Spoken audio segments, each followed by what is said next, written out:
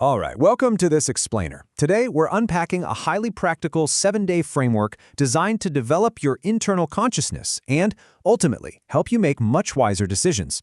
If you've ever felt like your daily life is literally just a constant string of reactions to external events, emails, stressful conversations, breaking news, well, this framework is specifically for you. We're going to walk through a structured way to build what's known as an internal compass. So think about a recent really stressful interaction. Maybe it was a super tense meeting at work, or just a frustrating conversation with a family member. Be honest, did you respond the way you actually wanted to, or did you just snap? It happens to the best of us, right? But this highlights exactly why building an internal compass is absolutely crucial for our daily lives. We are constantly facing complex, high-stakes situations, and without a reliable internal guidance system, it's incredibly easy to let our automatic, knee-jerk reactions completely run the show. Okay, let's take a quick look at our roadmap for the week. First, we'll cover finding your internal compass. Then, days 1 and 2 focus entirely on awareness, followed by days 3 and 4 on alignment. Next, we hit day 5, which is all about intellectual humility, and we wrap it all up with days 6 and 7 on integration. Starting with Section 1, the internal compass in finding your true north. Before we start the 7-day clock, we really need to define what it actually means to be guided from within rather than just reacting to the chaos around us. You see, wisdom isn't just about what you think. It really requires a balanced observation of your whole self. An internal compass isn't some vague, mystical concept. It's a highly tuned guiding mechanism. And it relies on what we call a three-centered approach. Basically, you're gathering real-time data from your intellect, your emotion, and your instinct. It's only by cross-referencing all three of these centers that we can foster true wisdom and growth.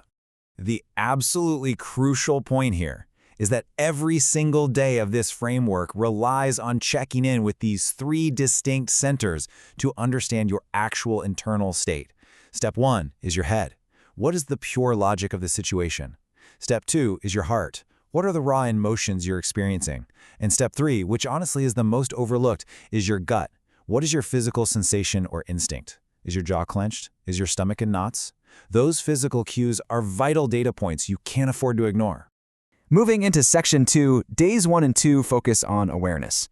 Obviously, you can't fix what you can't see, so these first couple of days are all about building a really rigorous baseline of self-awareness. On day 1, you're going to kick things off with the observer's log. The prompt here is to take a single interaction from your day where you felt a really strong reaction and break it down to see what was actually happening beneath the surface. You're stepping completely out of your own shoes here and looking at yourself like a scientist observing an experiment. What's really fascinating here is how just separating the raw facts from your three-centered reaction instantly diffuses your emotional trigger. It's like a magic trick. On one side, you write only the objective facts, like, my colleague said my report needed revisions. No judgment, just facts. Then, on the other side, you map your internal state. Head, I'm thinking they don't respect my work. Heart, I feel embarrassed. Gut, my chest feels tight. By laying it out like this, you realize your reaction is entirely separate from the event itself. Now, day 2 is what we call the practical wisdom pivot. This challenges you to look at a virtue you deeply value. Let's say courage, honesty, or patience. Think of a recent moment where you displayed either too much of it, which might look like brutal bluntness instead of honesty, or too little of it, like staying silent when you should have shown courage. The goal is to identify that middle ground. How could you have hit the golden mean? Because, this is where practical wisdom actually lives in our everyday lives. All right, Section 3 covers days 3 and 4, alignment. Having established our internal baseline, we're now pivoting outward to focus on empathy, social wisdom, and purpose.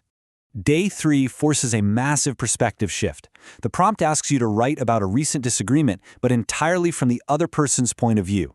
Then you apply the wise mentor lens. I want you to imagine a figure you deeply admire, a real wisdom keeper, watching the scene unfold. What objective, balanced advice would they give to both of you? This exercise completely short-circuits your ego and forces genuine empathy right into the equation. Then on day 4, you check your alignment. You're going to list your top 3 core values.